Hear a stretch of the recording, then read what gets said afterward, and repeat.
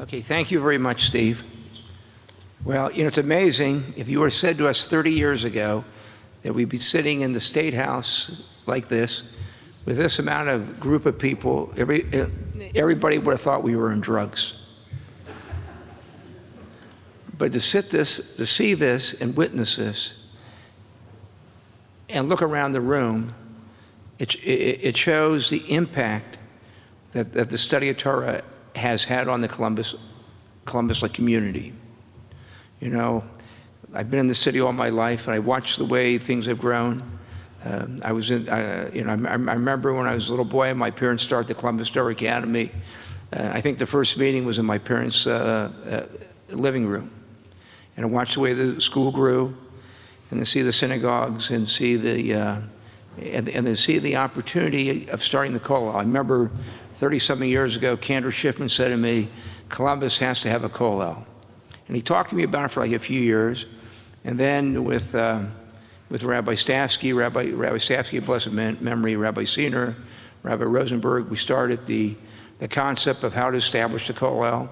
And I remember we went around and we had interviews, who would be the Rosh Kollel. I remember Rabbi Herman Neuberger, of blessed memory, and his grandson's here with us right now.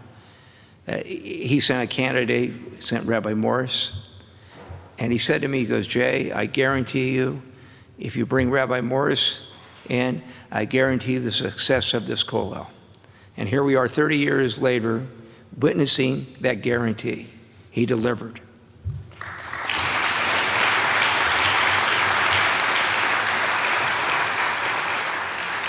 And to see the contribution that the different members of the kollel have made in the community after they left the kollel. They took up different positions in the community. Some became rabbis in the community of synagogues. Some became like headmasters of the school, teachers in the school, staying active in the community, and helped develop the Yiddishkeit, as far as like today and like for the future too. So it's had a major impact on many people's lives.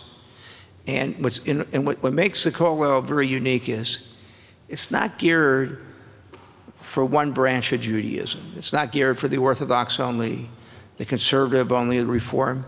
It's geared for all Jews.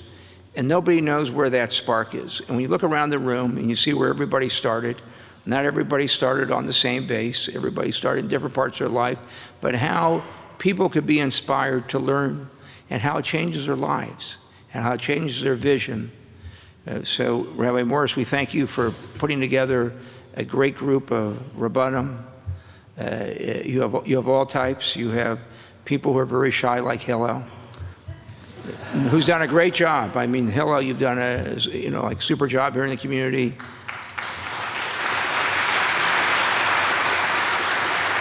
And what's even more amazing, when I go around not just in Columbus, I go outside Columbus, I hear people mention to me about different members of the kollel, whether they're Jewish or not Jewish. As far as Hillel has been very active with everybody.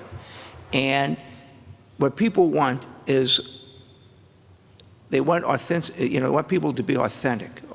In today's world, you're really looking for emes, for truth, for that authenticity. And when we look around the world and see what's going on, how fast the world changes, how fast technology changes, how the world that we knew a few years ago is not the world that we know today, and what the world will be like tomorrow, we don't know. But we know there's certain truths that never change. The Torah never changes. The way we learn and study it, the way we embrace it, the love for the Torah doesn't change. And how you have to have those foundations in order to stay sane in the world today. And one thing we're very proud of is, my family, we're proud that we've been involved in, many different projects, the kollel, Art Scroll, and spreading Torah. Because at the end of the day, the only real truth in the world is the Word of God, and that comes from the Torah. And today, anything that brings God to the world and makes the world a more holy place, gives us a better quality of life, and gives us a better way of making it in the future, and gives something to hand over to our children. Because at the end of the day, you have to pass it to the children. And one thing I'm proud is, a story a friend of mine told me, Maury Weiss, told me a story years ago when he was on the board of Yeshiva University. He was talking to my father, and he said, Jerome, what made you get involved in the, in art school? Why the Talmud? And Maury told me, he said, your father told me that one day he would hope that one of his grandchildren would learn. And I have Jonathan here, who's already finished a few volumes of, different tractates, learning.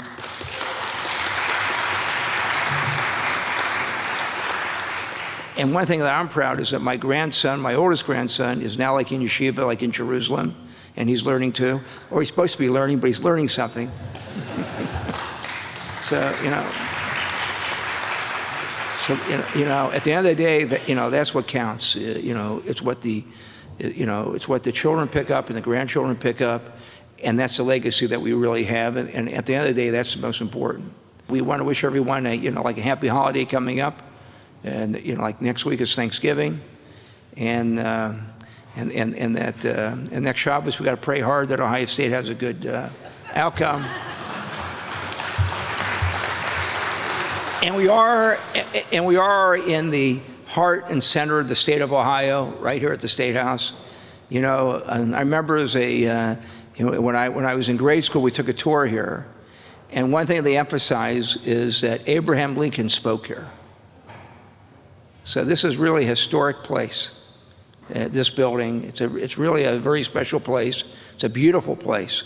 So for the kollel to pick this and to fill it up, it's very impressive.